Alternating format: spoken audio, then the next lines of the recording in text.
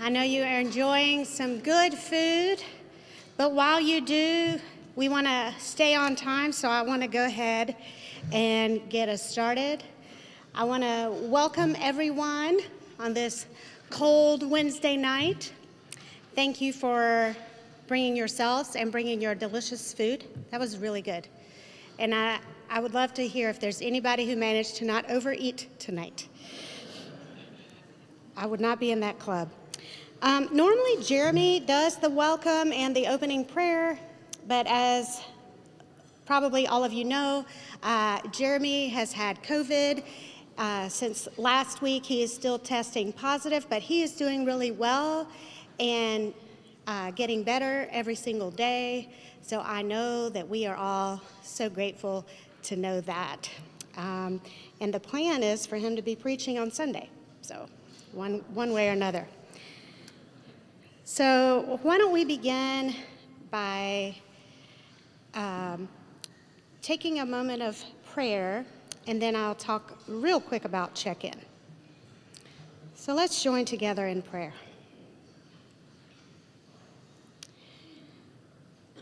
Holy One, we gather here tonight to review one more year of Circular Church, the work that we've done, and all the people who have made it possible. And we can't help but just express gratitude that we get to be a part of the work of this church. We also gather to look forward into the coming year as we elect new officers. And again, we are so grateful for all those who are willing to invest of themselves into the work of this church, which we hope and pray is the work of furthering your kingdom here. Be with our time together, and thank you for the food that has nourished us. Amen.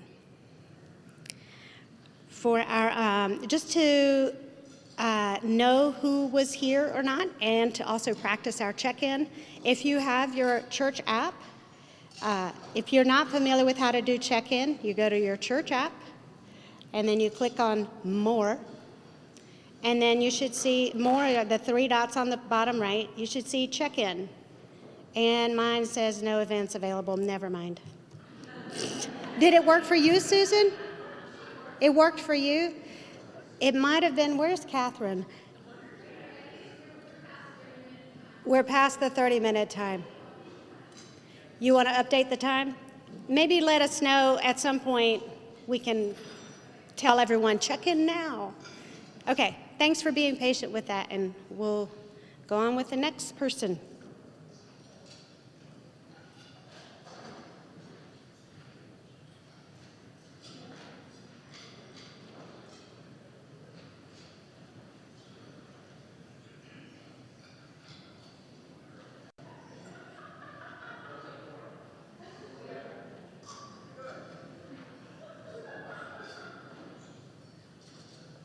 Well, I was certainly enjoying the food and the fellowship, so much so that I had no idea that I had a speaking role. But here I am, and I think I can call the meeting to order, and I've been told that we do, in fact, have a quorum. So those are good things. We also have one bit of business before moving on, which is to approve the minutes from the 2023 meeting. And I assume those have been distributed, and I've been busy with the annual report, so I have paid attention to almost nothing else. But since those have been distributed, do I hear a motion to approve the minutes from the 2023 meeting? So moved. All right, we have a motion in the back. Do I have a second? All right. Any discussion, revision, any suggestions at all? All right.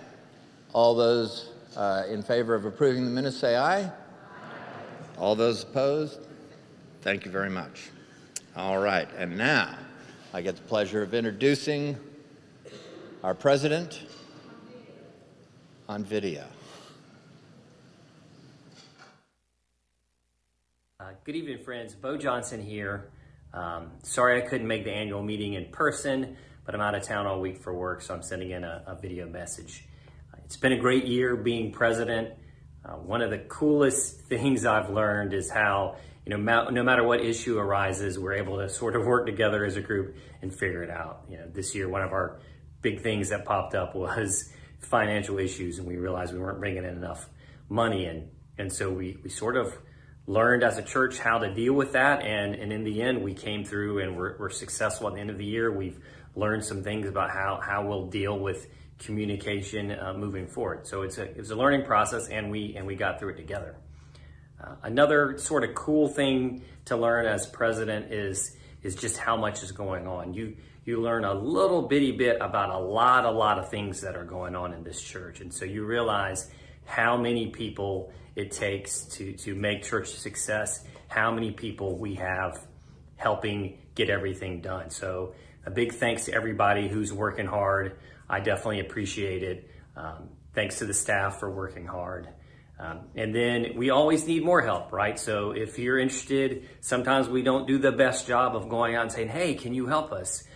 So if you're ever like, I could do something, let me know, let Emily know, let Kristen know, let a staff member know, and we can figure it out.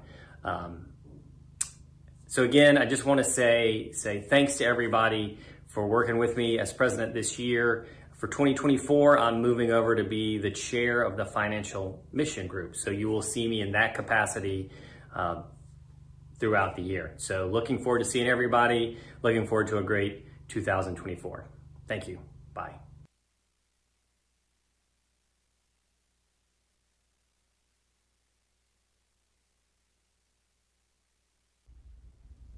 Hi friends, this is Jeremy, and I am happy to be joining you this way.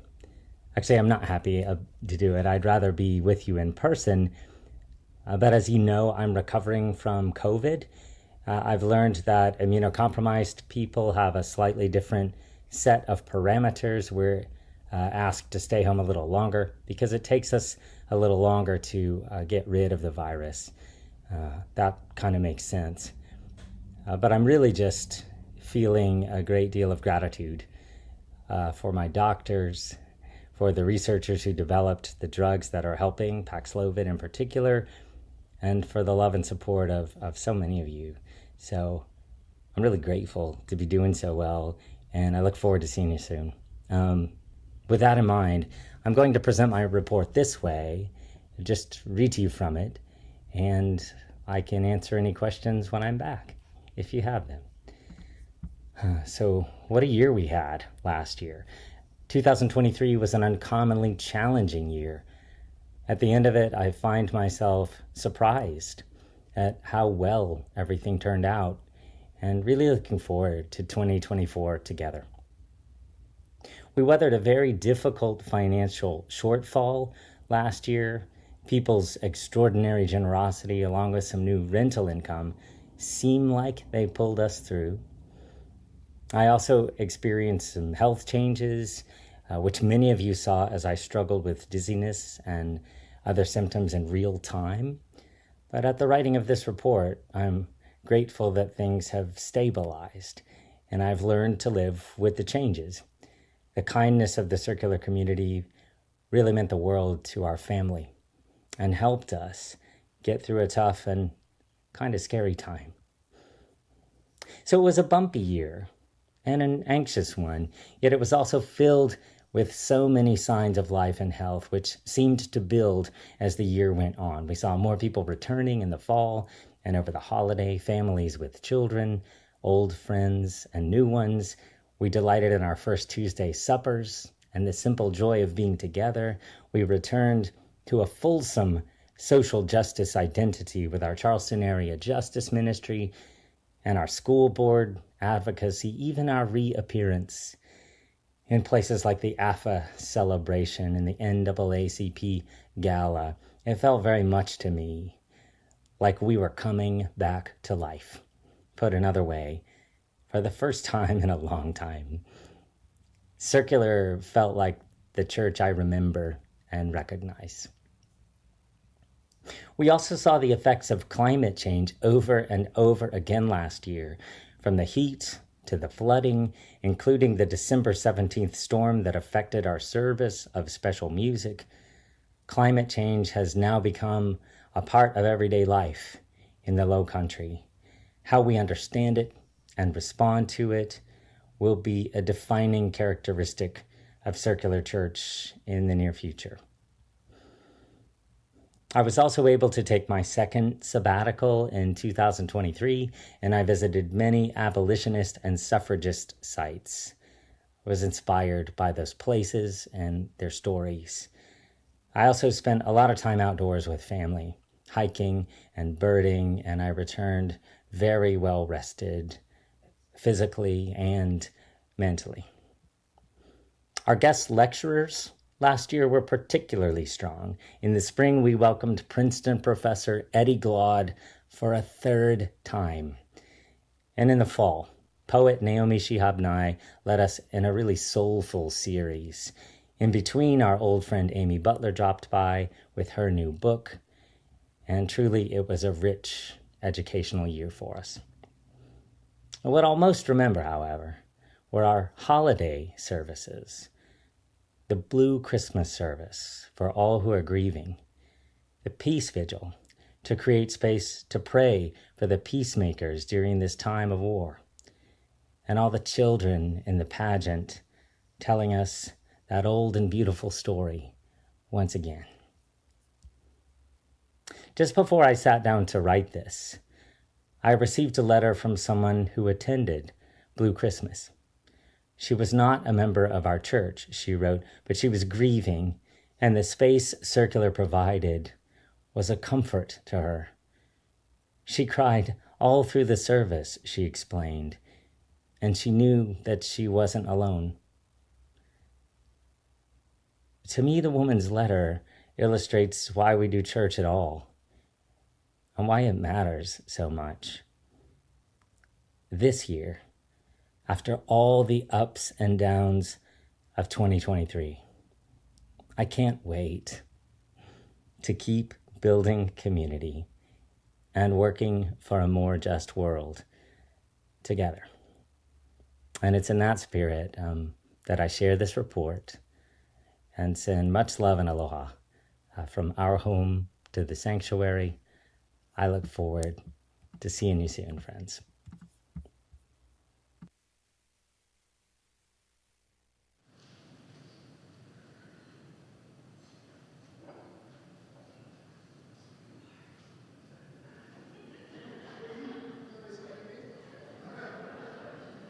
Sorry, clearly I didn't have my agenda in front of me. Sorry about that.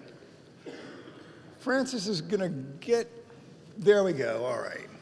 And I'm gonna cheat this way a little bit. In case you haven't seen these at Staples, let's see if this will work now that is it too far away?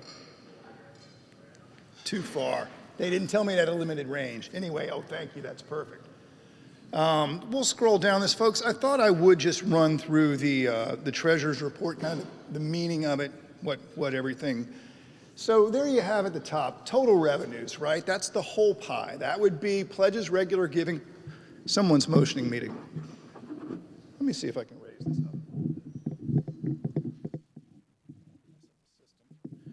up. Is that better? Okay. I'll try to stay on that. So the 849,279 you see, one thing you're doing in a treasurer's report, one thing, the way we're looking at everything is comparing it two ways, comparing sort of the actual revenue and expenses for the year to themselves, and I'll do that in a moment, and also the point of this is also to compare to the budget, right? What did we set out to accomplish? What number did we need in 2023? So you can see, as has been stated, due to some generous year-end giving, we came pretty close to that at 96.56% of the budgeted number in total revenues. So that 3252 under budget is a negative. It's the amount we didn't quite reach the budgeted number. Pledges and regular giving also looked good at the end. 764,603, which was 94.4% of the budget. There were some other good surprises that were in the plus column. Jazz Vespers brought in 4,505, which was a whopping 1,000% increase over budget.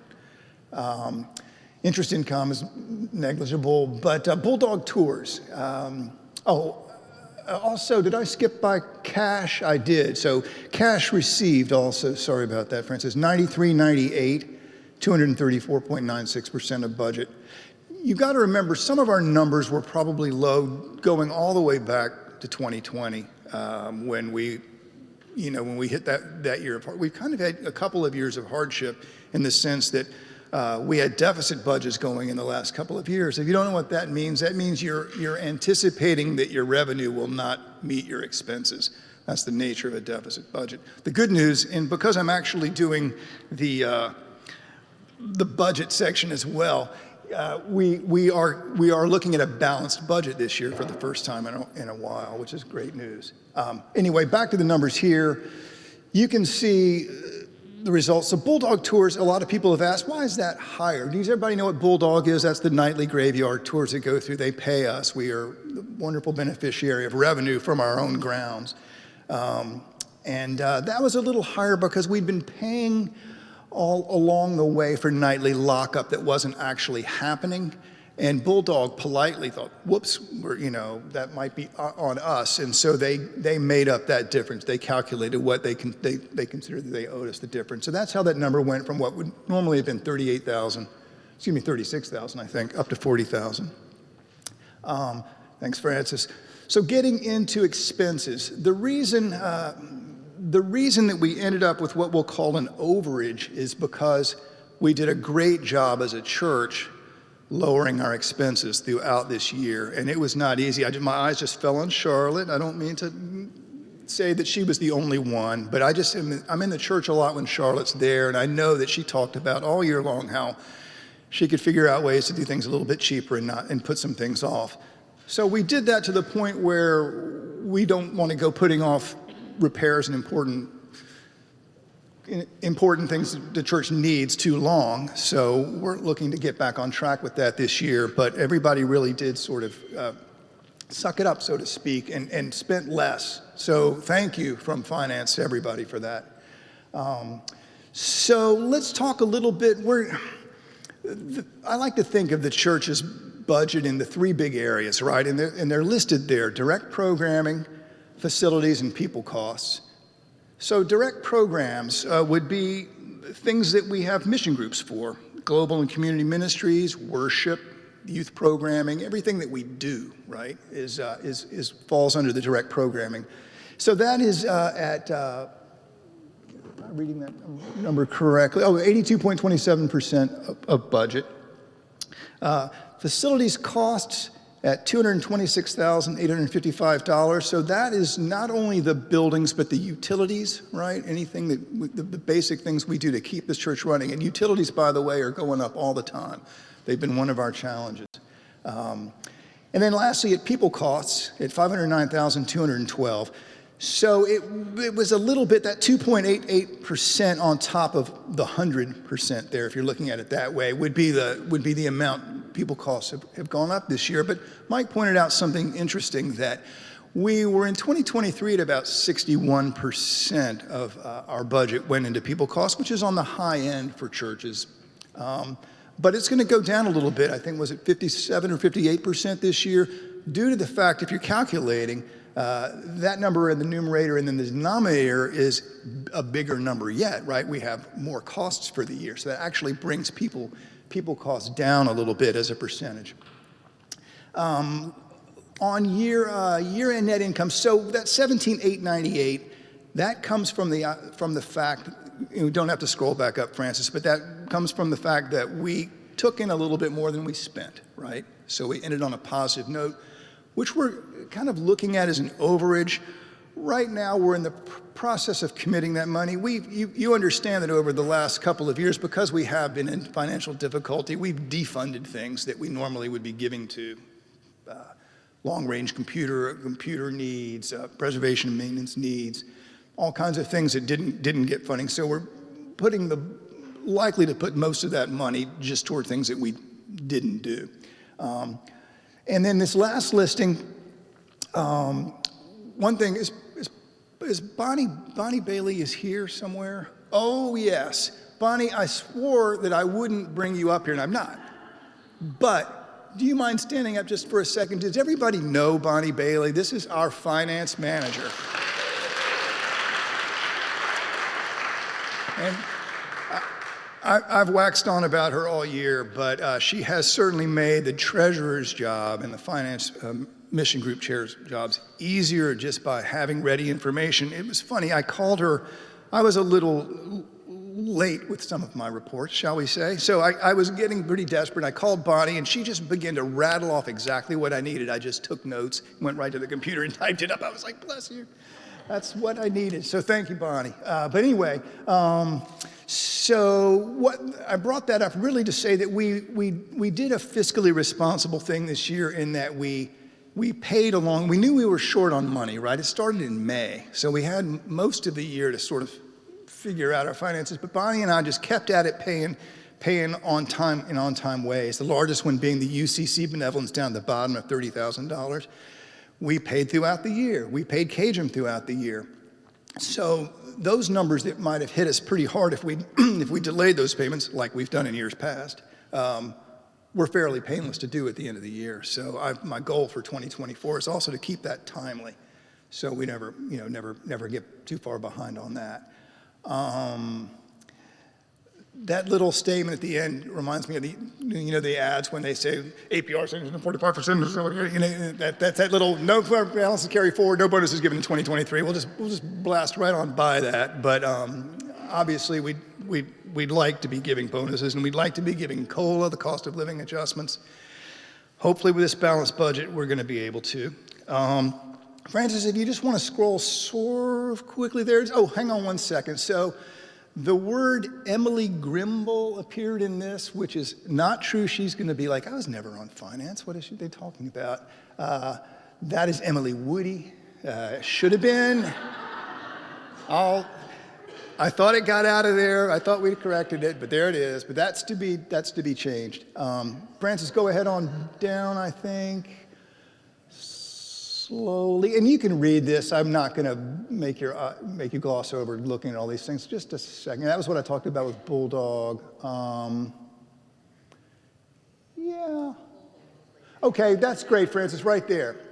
So I won't mention who it was, but somebody asked at a meeting a couple of weeks ago, how's where are we with pledging? Are the numbers kind of dropping off? We all know the church, and Jeremy's pointed out, everybody's pointed out, we've shrunk a little bit, right? So if you look at some of the tithing areas, and I'm kind of jumping over to stewardship here, apologies, but you'll notice like 2020, what an odd year, right? Look at how it was kind of a banner year in some ways, right? We had more people in different pledge levels, the $509.99, the $93 and $1,000 to $24.99. So that was sort of the high point. Even though we raised less money than we did this year, we had more total number of pledges. So if you look across, you can see that kind of hovering about the same and then going down fairly significantly in 2024 to 173. You can see went from 30, back up to 500 and 999. We went from 37 down to 17. So what it really points out is what Jeremy and everyone's has been acknowledging, that we're a smaller church than we were in a way. We have fewer pledging. You'll note in the 5,000 plus category, that's where we were saved. That jumped from 30 to 40. So that's 10 anonymous people that really helped us meet our goal for 2023 that we are extremely grateful to. Francis, go on down. There's another graph or two. That one there. I love the way that revenue wins the day at the very end of the top of that graph, doesn't it? Just needles out expenses. So good job, revenue there. I think, Francis, keep going down a little bit more, if you will. I think that's it. I think we can. Anybody? I definitely want to open the floor for questions. It's been a confusing year, and anybody have anything they want to talk about from the finances of 2023? Any lingering questions, concerns? Yeah, go ahead.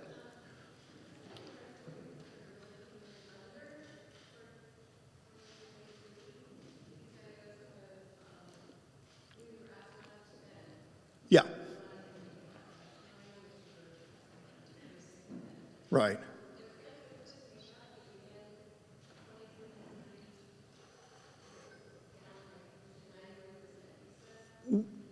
Well, yeah, oh, good idea.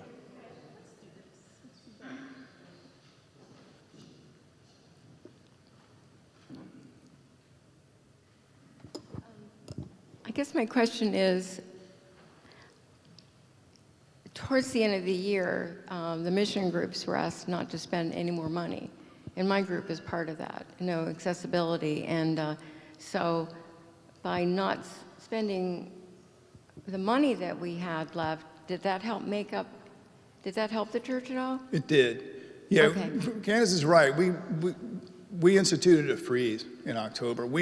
Bonnie and I we work with the two accounts, the two church accounts, the Synovus accounts. One's the operating account, one's a savings account.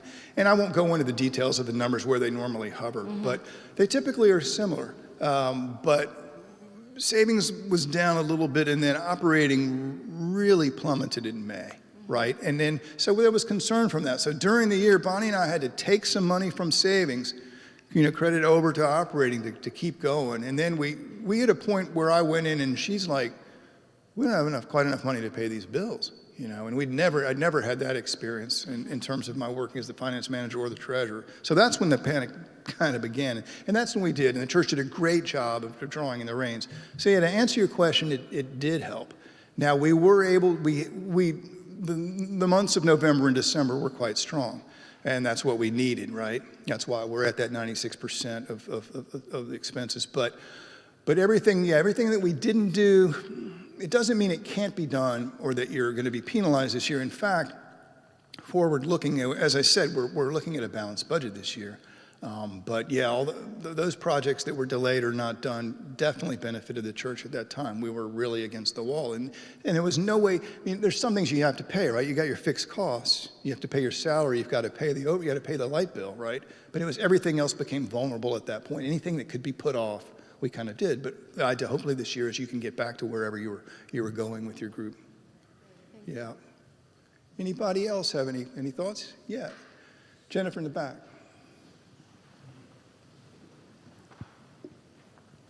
Just real quickly, I want to, on behalf of Sweetgrass Garden, thank Circular Church for continuing to support us through this very difficult budget time. So thank you very much.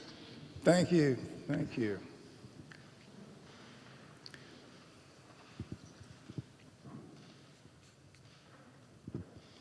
Art, last Sunday, our speaker told us that weeds were a sign of what was missing.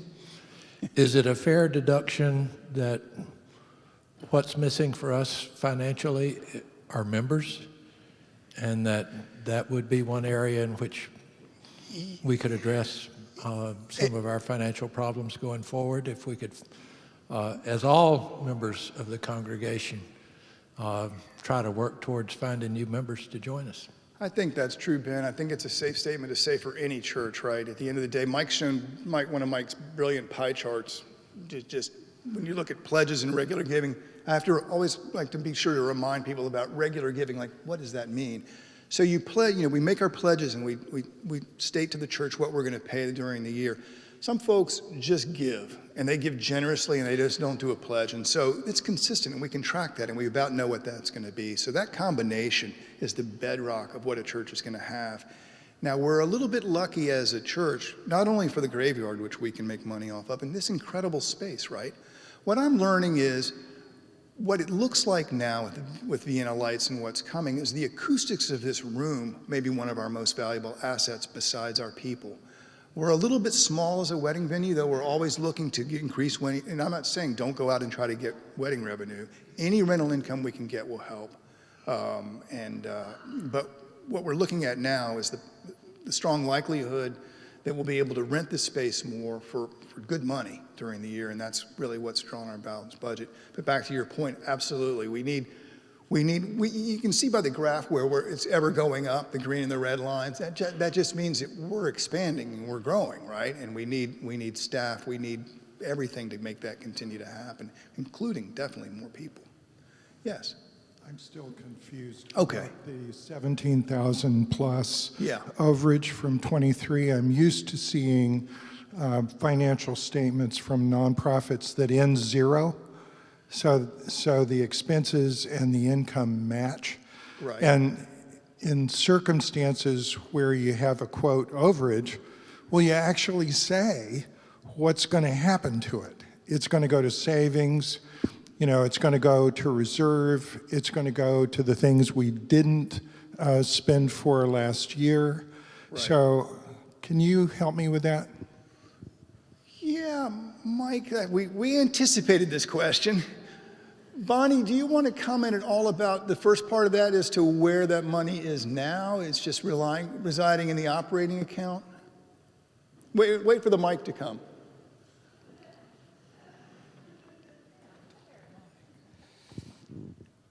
The money is in the checking account. It's not really a surplus.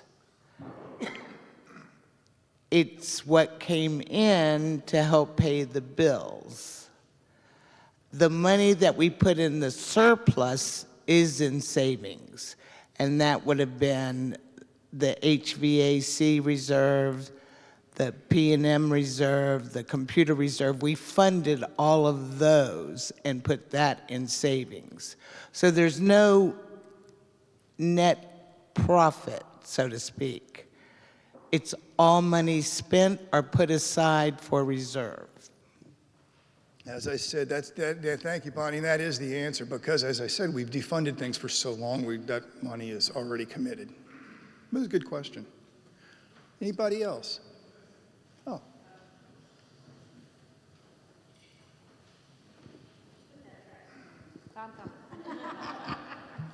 So I'm just a little confused as to what, this might have been discussed, why we didn't know this when we were in trouble. Because I never knew anything until the freeze in October and went, what? Well, was there a way to tell us, or are you going to be able to let us know like every quarter? Right. And let us know that we need to ante up if we need to Yes, in the future. and that's a good point. We did learn that the congregation wants to know, right? And it wasn't like we were keeping it from you. Now, if you remember, Bo and I did that video about money a month before that freeze started, right? That started in the fall. Our problems began in the summer. Now, usually the summer's a lean time, right? This turned out May became the summer and the lean time. So we knew that, and it's funny with the church, there's a little bit of an idea that it's coming, and you'll get it in the end of the year, by the end of the year. How long can we hold on? But you're right. I wouldn't do it the way, to be honest, I wouldn't do it the way I did it again. I think I would probably open up to the congregation and say, this is our problem, this is our exact problem. So to go on with your point, we are quarterly going to do reviews of where we are. I thought I wouldn't try to get into the weeds of that tonight, but we'll do the same thing. We'll put the profit and loss statement for the first 3 months of the year up here, and we'll look at it together, and we'll go through it and make sure everybody understands how to read that balance sheet. The profit and loss statement.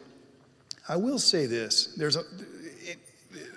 there's a lot of nuance to this budget. You look at a number like, and Jennifer talked about any of the things we give to, 180 Place Sweetgrass, and you think, well, okay, we love them. Maybe we'll only give them $500 instead of $1,000, which is always tempting to do when you're kind of running low. But those things all tie into all ties into our mortgage. This is a complicated system, and if you pull the plug in one area, you really may be affecting something else. That's one thing I learned also this year too. It's all connected, so you can't just willy-nilly go cutting things. It has to be done with some true thought.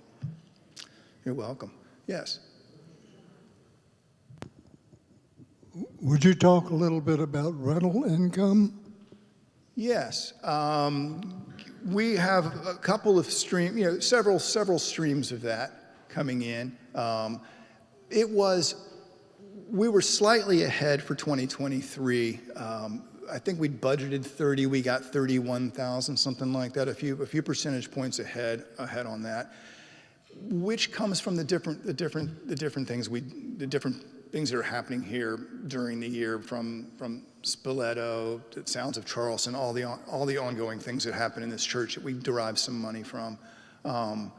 One of our goals has been to get it higher, right? And we could use that.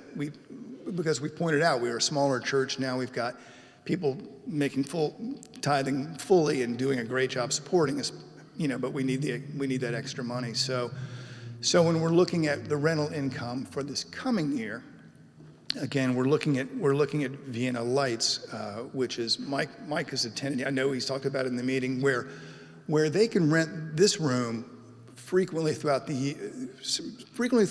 It's not like they have to. I think they have several shows at a time, so they'll have like a wave of rental income comes through. But it totals, I believe it's $81,000 is what we're looking at to gain from that this year. That's what we're on track to make from just them alone, right?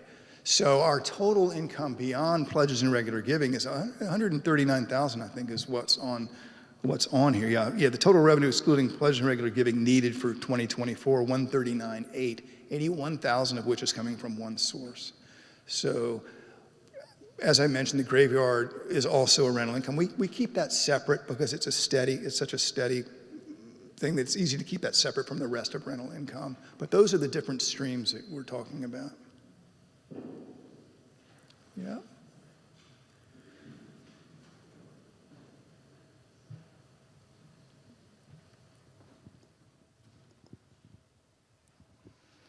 So what's the number of uses compared to the potential? I mean, are we running it out 10% of the time we could? That's a good question. Does anybody know that at this point? Is that a Catherine question? It is now. We haven't looked at the percentage. And the Vienna Light Orchestra shows, they're doing a residency here, and that's a first for us. So I would, it's 30 days, something like that. 30 days with several different performances in a day. Like they'll do 3 or 4 performances on every day, and it's quite a bit of money. So, if you add in the weddings and other events, Sound of Charleston's here regularly throughout the year. I would say the sanctuary building is rented at least 1 day a week all year. So 30 plus 50, 100. Yeah, we could say that. Might be a little high. But we're open to all kinds of events. I mean, there are weddings in here. We have, parties, different lectures, group meetings, et cetera, over in Lance Hall. So there are lots of opportunities for us to be busier. And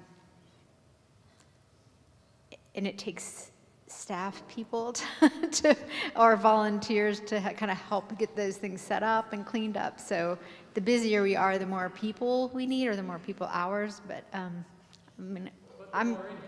But yeah. Carl, there's also still the potential to rent out for the television show, $10,000, right? That's still in the works, I think? That's a Kristen question. Yeah, so the location scout for Outer Banks, reached out to us, and Outer Banks is like a TV show series. They have come by a few years in a row. I think this is their 4th season. I don't know. I don't watch the show. Okay. So they're filming here in the Old Exchange in the Unitarian Church. But that's a $10,000-ish. We aren't sure. We haven't signed a contract yet. But get for us, and it's 2 days in our churchyard. So things like that are big wins for us. And I was just going to say, a few people have asked about rentals. We welcome any help in trying to figure out why we're in a city that's destination for weddings and we don't have more weddings. One of the events you mentioned, or I didn't mention, was like the literary festival. So we would love to have more people enjoy our beautiful property, as well as with the rental income, the church is helping to support its own cost. But as Catherine mentioned, that does take more support for docents and staff. But one of the things we've been talking about for this upcoming year is, how do we make this a win-win? And so anyone with any ideas, please reach out to us. Thank you, Kristen. Any other questions on 2023? Thank you. So Francis, I think we can scroll on to 2024 in the proposed budget. I added this series of statements, and I won't read them all out, and I'll try not to repeat anything we've already talked about. As we look at the numbers, we won't jump down to it yet, but when we scan through the budget, you'll see there's some areas that we've gone up in expense. And one probably fairly obvious, the way that the church has changed to be so digitally friendly is in technology budget. It had to go higher. We have a lot of programs the church uses to run now. I listed some of them: Constant Contact, Boxcast Streaming, Adobe Pushpay, QuickBooks Online. We asked his finance at one point, do we need all these? And then we started to look at it and we realized we do need all these, because again, they all connect to make our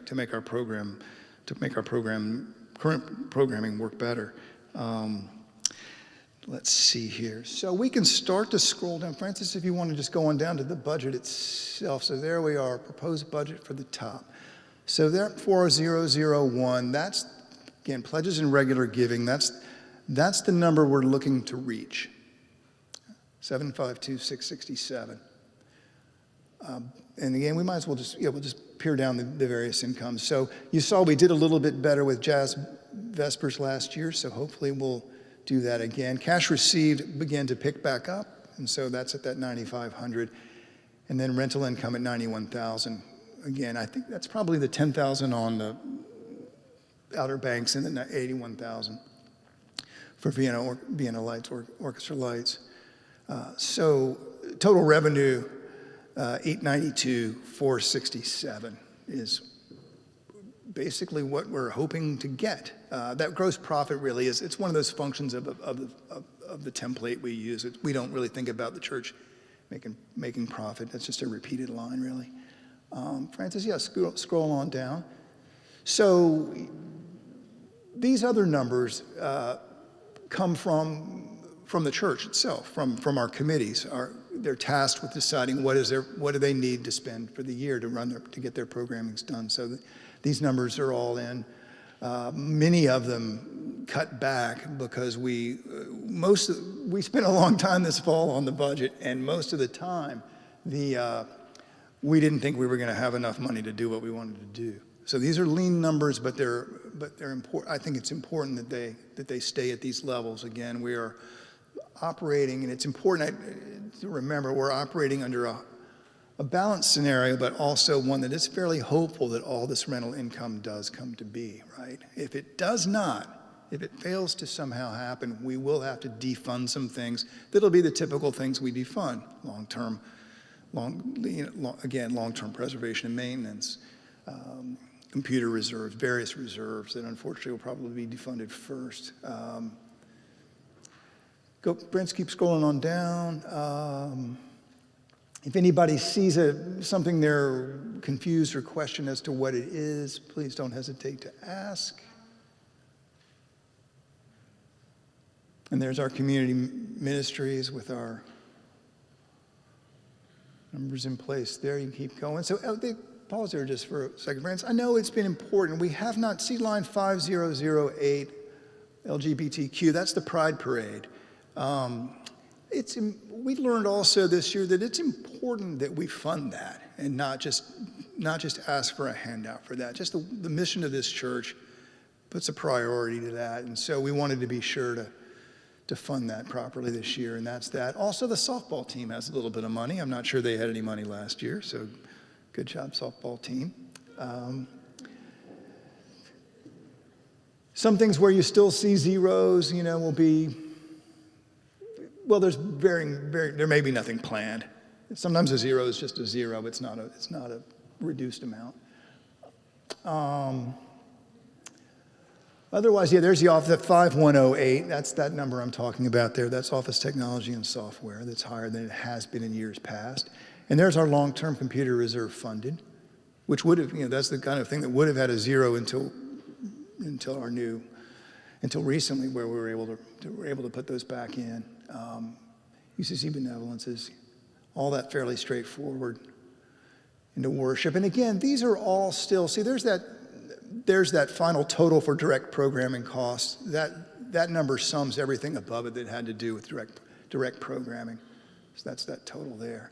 Then we get into facilities and the mortgage costs. And the mortgage is a fairly, that's the meeting house and the restoration of Lance Hall. It's actually a fairly small portion of our budget. It's not generally in most years, not a problem. And repairs and preservation and maintenance number 5702, that is a reduced number from last year. That's basically Charlotte's working budget there. Service contracts, all these things fairly well fixed. Now, HVAC 5804 is a good point. We were able to renegotiate, or rather to go with a new vendor on that. That's going to save us a little bit of money this year, which is important as a reduction. Otherwise, so yeah, utilities, water's been expensive. I think we've got that under control. People costs are people costs. The only one that really is at all confusing is housing. The larger number there, 116, is due to one of our staff members has their salary designated as housing. It's purely an accounting thing. So that number, if that number seems high, that's the reason.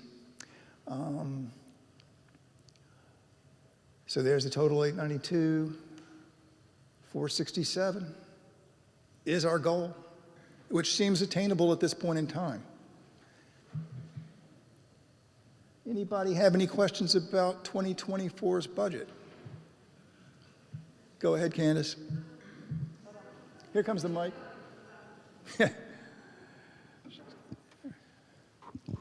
It seems really helpful to send out the stewardship updates or the pledging updates like every week. Will you continue to do that at intervals so we'll know how close we're getting to that 800,082, whatever? Absolutely. Yeah, that's helpful, I think, for people to see. Yeah, that's part of the transparency is too strong of a word, but that's part of the importance of keeping people in the know about where we stand, what needs to be done, right? Because it's without a definite goal, it's hard to know what's enough. Yeah.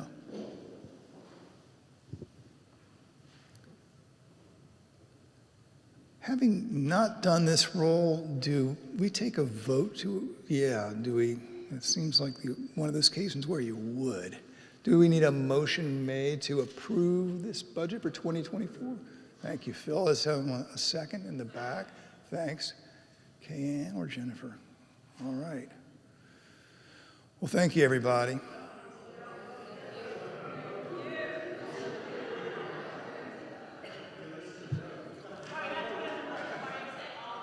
All those in favor? Any negatives? All right, it's unanimous. Group a round of applause for their work this year. Thanks.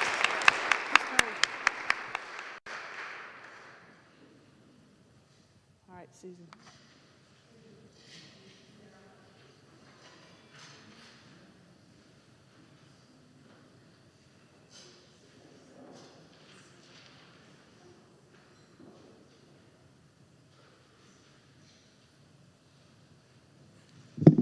Good evening.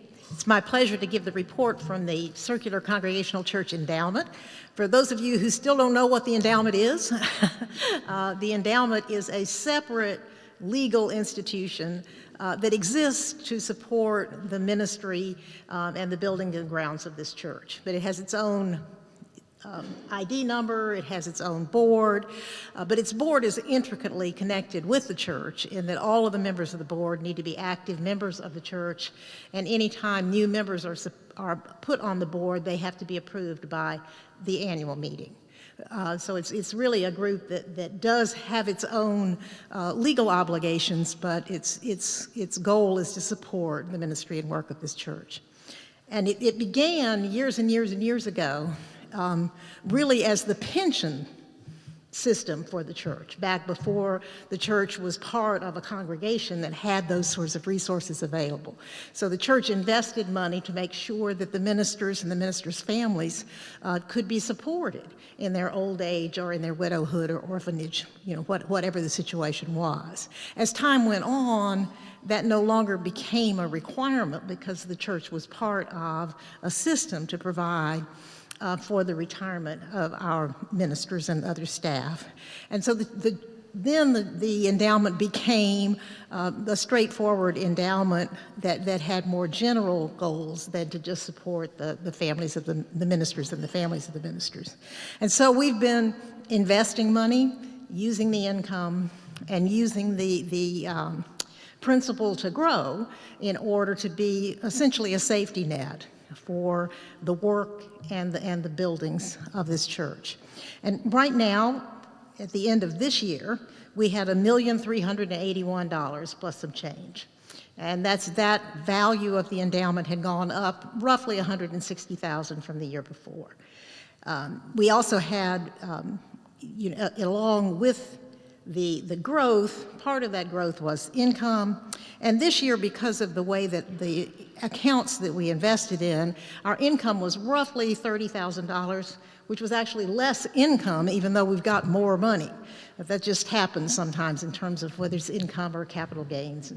And what the endowment does at this point, and we can change these policies over time, but the policies that we're working with right now is to look at our income and to give half of our income to the mission fund and to the lecture series, and the other half is reinvested to be available to protect our buildings and grounds.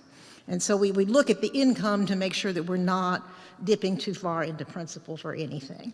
And so that's the basic way that it functions. And we give 25% of our income to the mission fund, 25% to the lecture series, and we do that every year. But several years ago, the endowment chose to put a ceiling on that. And so that if we'd, for instance, given the mission fund $25,000 one year and they only spent $12,000, the next year they didn't have 25 plus 12. The total that would be available in any given year, we put a ceiling on it of 25,000. To make it so it was more predictable and so that we didn't have these sort of weird accounts that growing and not really doing the work that we were intending to do with the gifts. This year we looked at our policy from the other side and decided that given the way the market is these days and the income fluctuates up and down, that the work that the Mission Fund and the lecture series do is so critical that it was really important not only to have a ceiling of 25, but to set a floor. And so we decided to set the floor of $12,500, so that if 25% of the income in a given year was less than that, we give them $12,500, and that they could do that so that they can continue to do the work that they do so well for us and on our behalf. And so that's what this year our income really would have been less than that floor. And so we're giving to the lecture series $12,500 and to the mission fund $12,500. The lecture series had a negative balance going into this year, so they won't have that much for this year. The other thing that we've done this year is decide, again, for the benefit of the people who are doing this work and their ability to plan, that we would make our allocations a year in advance. So this year at our meeting, we made an allocation for 2024, and we also made it for 2025. So that way they can predict, they can already know what they're going to have a year ahead so that they can plan and work. So, Nancy Koper-Shabik is going to continue to represent the endowment on the Mission Fund, and Milton Hearn will continue to represent the endowment and the lecture series task force. And so there were no new members to the board this year. I was reelected president. Mike Marcel was elected secretary-treasurer, and Deborah Stokes for the vice president. And we're very grateful for the work that all of the board members do. Any questions? Yes.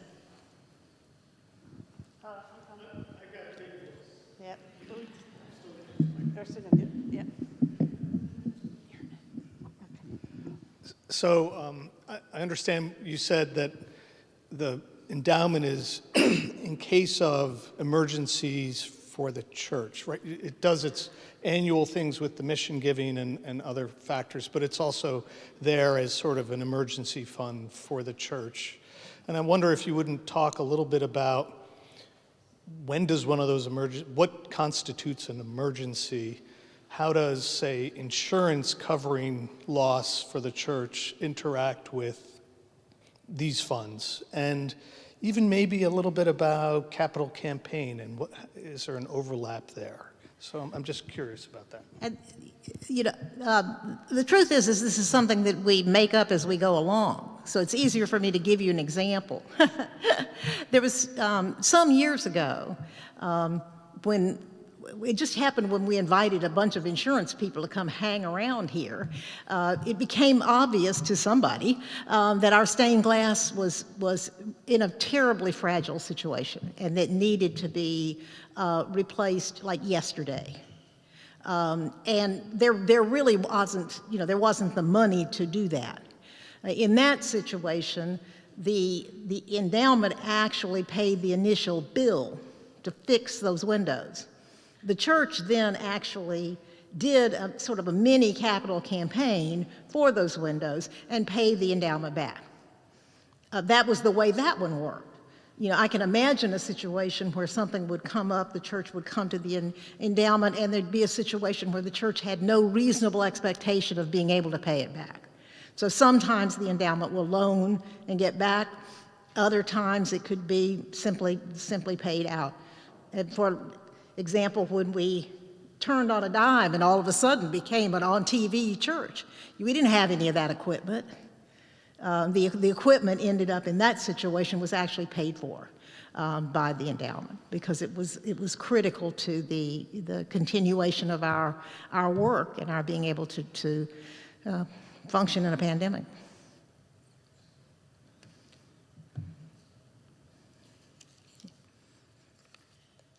Thank you.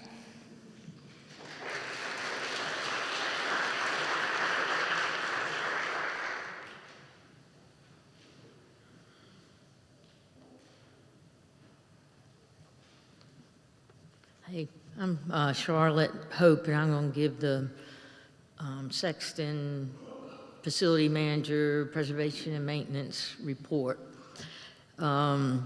So last Martin Luther King Day, I came in and there was natural gas smell. And there was exhaust system had failed with the gas furnace, got that fixed, and then the furnace went out completely. And as you know, we spent all winter freezing. We didn't get it functioning until May 3rd. So that was the first thing. So I'm going to sort of divide this up. What work was contractual, meaning who we had to pay somebody to come do it. And then the next half of the year, what we didn't pay. So Jeremiah with Clean Cut Construction finished the exterior columns. You can see there, I don't know if anybody noticed, but some were missing or they're half there. The caps had worn off, so that got finished. And he repaired upper Lance door and 2 other doors that were rotten, the basement, a storage door. He pressure washed the meeting house, breezeway, walkways, and repainted that with the traction grip. He refinished the wooden benches and fence in the courtyard. He painted Ted's office. Unfortunately, he asked Ted what color he wanted, and Ted wants North Carolina blue, Tar Heel color.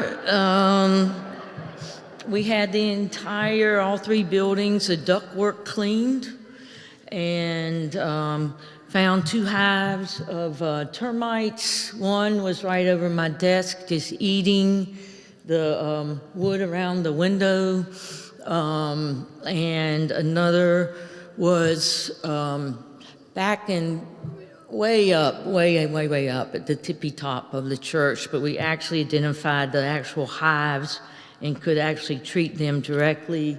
And then we had ants. I guess they've already been played. That's ants. They were falling on Ted's head. So we found that hive, took care of that.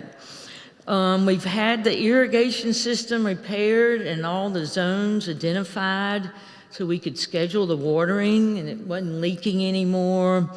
We had to put in a new pressure vacuum breaker to be up to code. And then the cistern had to be cleaned out. We had to put a new sump pump in it. We sort of had to find where the cistern was and how to get in it. So this was the inside.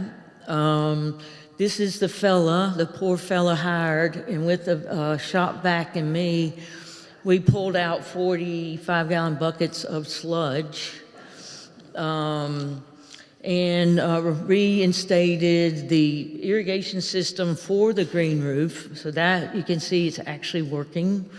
Also,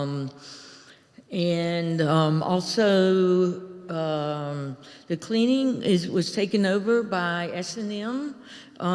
Two lovely ladies are the people who are cleaning every week here, all three buildings. That's them, Sarah and Malena, who was here yesterday, and she was due last Friday, and she came in and worked.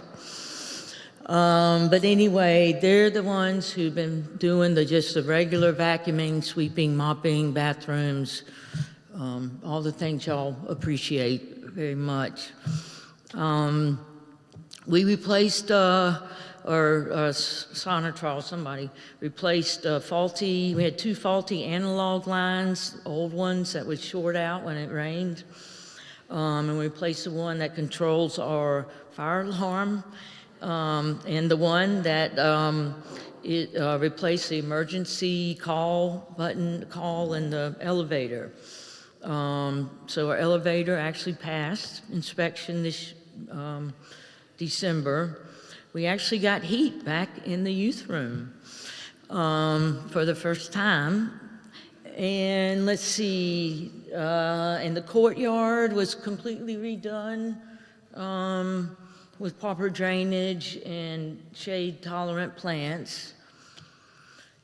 So all that was contracted out.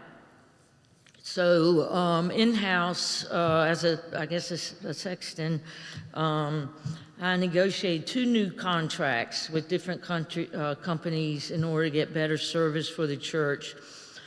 These included termite management, and for the first time, we now have a termite protection on the meeting house. It had none. So now we have a management for that. The other one was our HVAC. You might want to go back, Francis. Let me see. Okay, one more. Yeah, so that's the new courtyard. And then forward. Okay, this is the filth. This is inside the HVAC. This is what the air passes through. Rusted, and they had them come and clean it. It's clean now. There are loose belts, broken belts.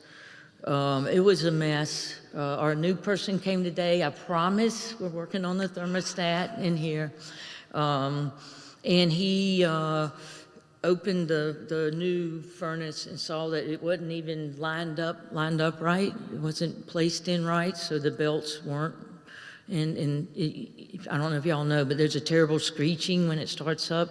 Well, that's gone now. And then, like I said, new termites, and then I took over the rodent control myself. And then the green roof was restored. That's what it looked like. We had 4-foot cedar trees growing on the green roof. We had 5 mulberry trees. So that's been clean. That's Kim Wilson. We weeded that thing. We covered the gutters. All the gutters were clogged up, and that's why the cistern had so much stuff in it. So got those taken care of. And that's what it looks like this spring. That's some sweetgrass there. Just has succulents and sweetgrass and chives. That's the only thing supposed to be up there. So now it does. And then we restored, got all the panic buttons back working and functioning. Unfortunately, the police came a few times when I was working on it. But that's what you get when you don't contract stuff out anymore. I somehow didn't really mean to, but had the fire marshal come, and he did an inspection, and most of that's the first thing he saw walking down the basement was wiring from the 1900s with cloth insulation just coming out of the wall and new wiring attached to it. And now it has a junction box. Greg Hurlman did all that, you know, free of cost.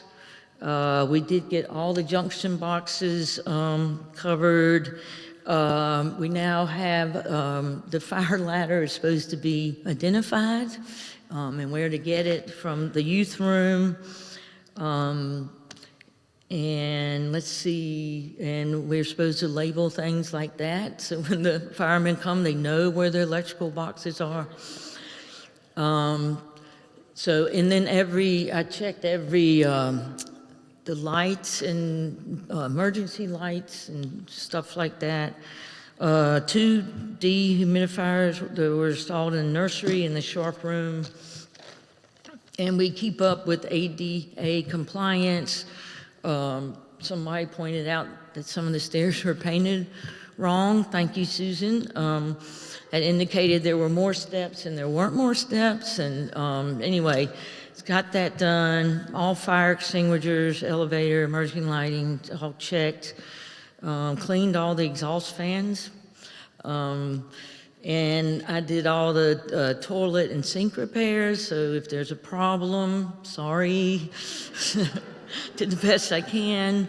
The basement was clean with help and organized.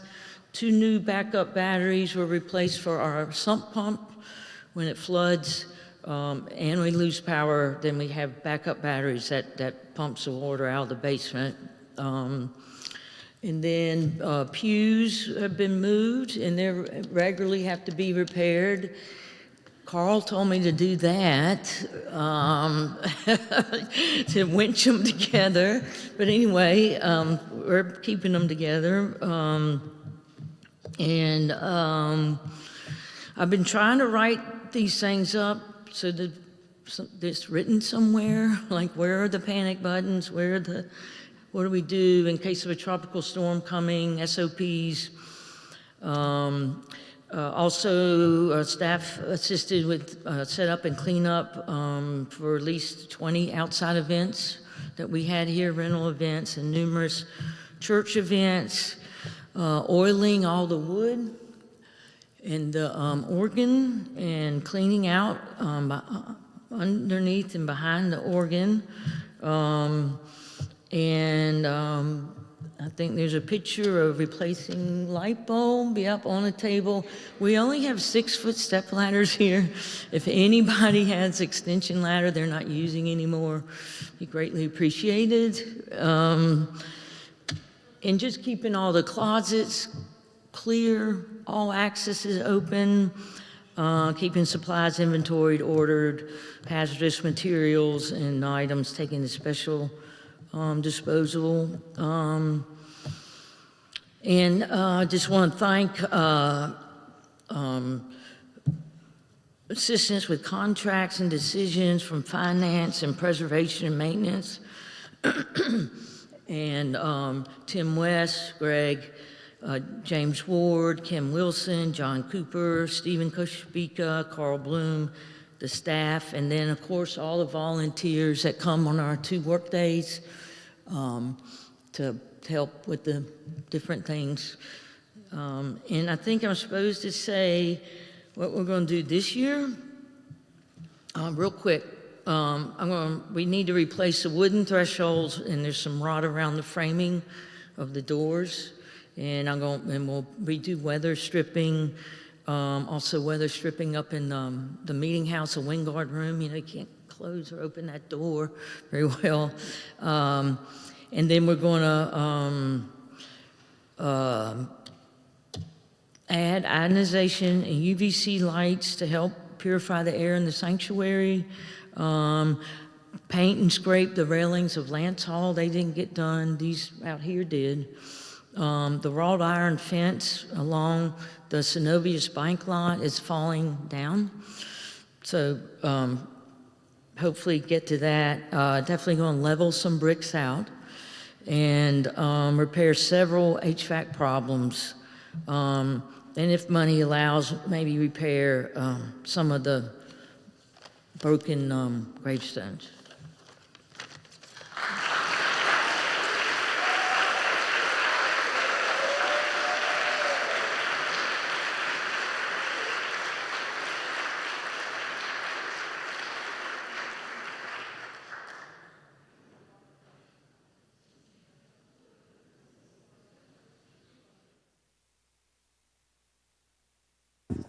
That's, invisible.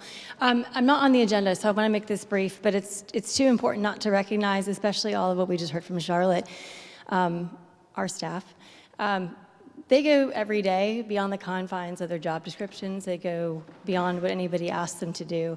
Charlotte was a clear example of that. And I also, reflecting upon our earlier discussion of rental revenue, what we're proud of having achieved, what we're hopeful to achieve, and what we really would like to see happen, that wouldn't be possible, and it wouldn't be as beautiful of the successes we've had without keeping up with our preservation and maintenance, our grounds. And Francis, I want to take a chance to thank you so much, Francis, because all of the...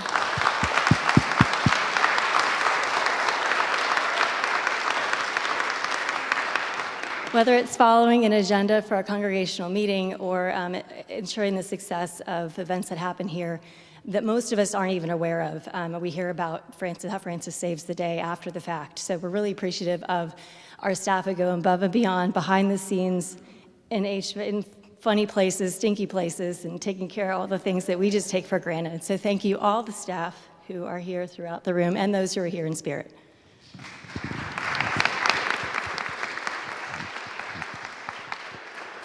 And so our next part of our agenda is to give any of the staff members that are here a chance to share something that they've been working on, something they really feel is important for us to know. So whoever of the staff would like to, give you a chance to do that.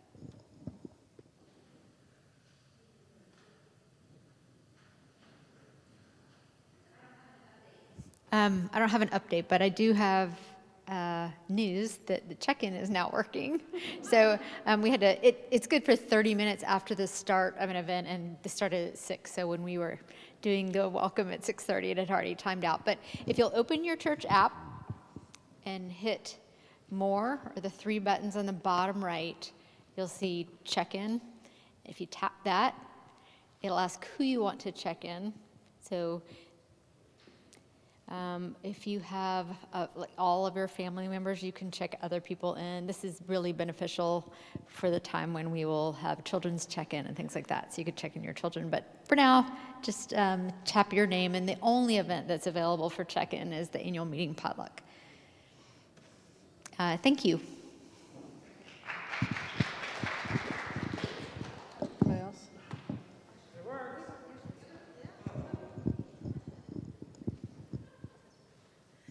They're not going to sing their praises, so I will.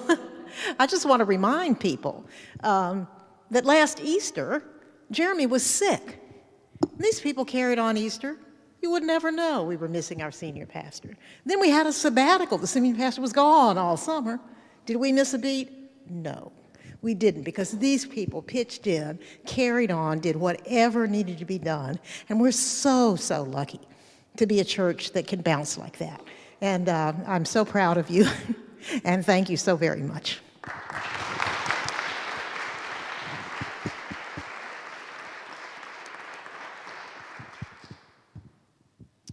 Okay, Annie.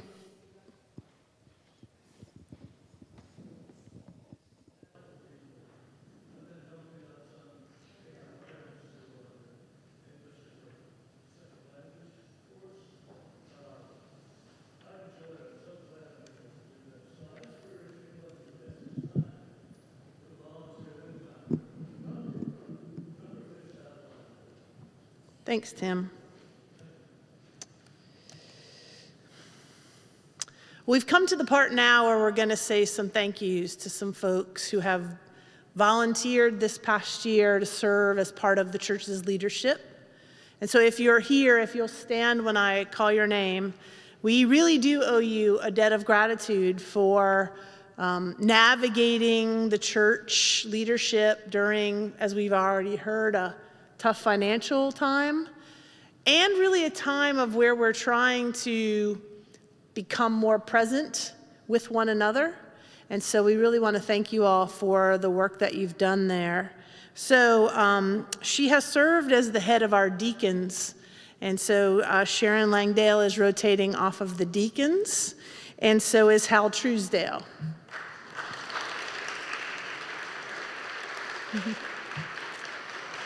We have 4 council members who are rotating off. They are Chris Bickley, Avis Umstead, Jane Claiborne, and Carl Pearson are rotating off of the councils.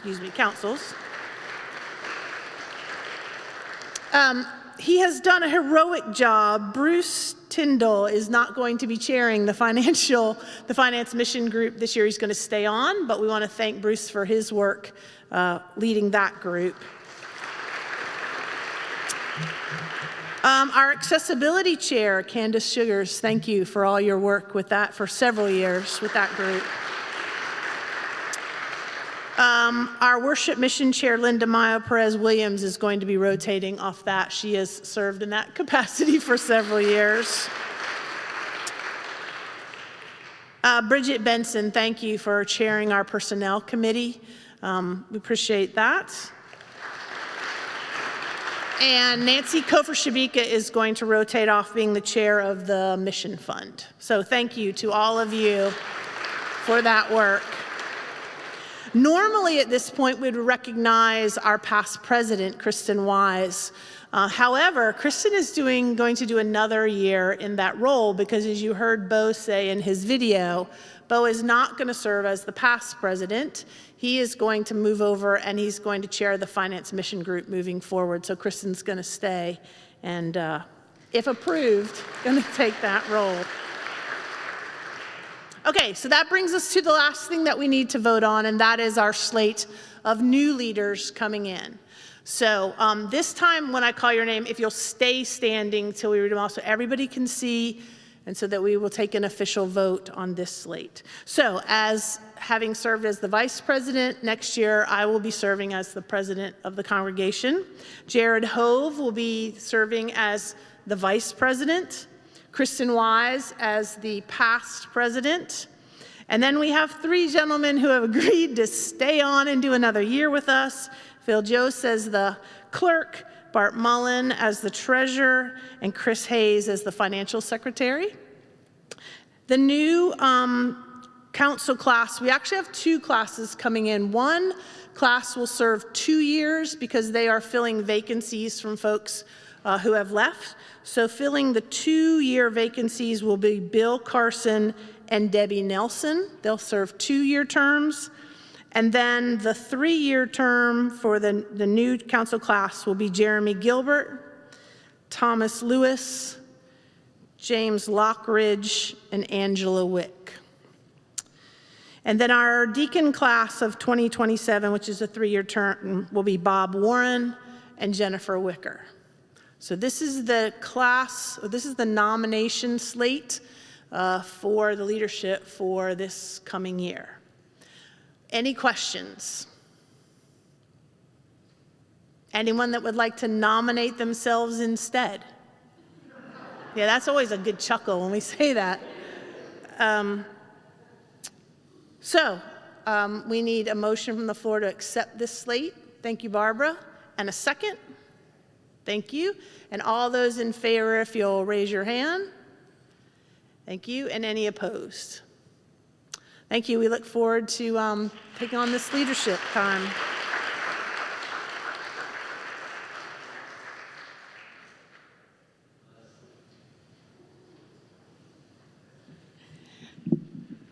Good evening. Is this on? There we go. So before we close with a benediction in a moment, we just wanted to say thank you to everybody for coming here tonight. I mean, it is dark outside, it is cold outside, but we are in this beautiful sanctuary, warm together with full bellies. So I think that's a win. We appreciate those that will be watching this recorded version later on, and we miss that you couldn't be here with us tonight. It is wonderful, as you see, there's a lot going on with the church. And being a congregational church, that means we need audience participation. So thank you to everyone for being here. Going forward in this next year, we're really excited. So anybody who has any interest, please step forward. There's plenty to do, and there's some great things going on. Thanks.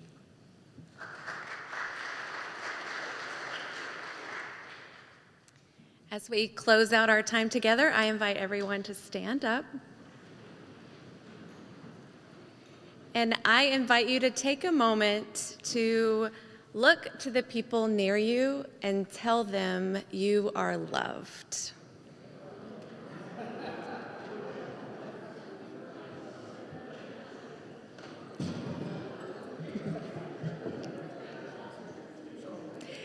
And thank you, you are loved.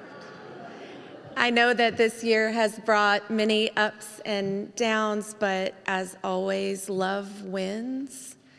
And love wins in 2023, and we know that we step into 2024 with the confidence and the peace that together we will continue to make sure that love wins. Go in peace. Amen.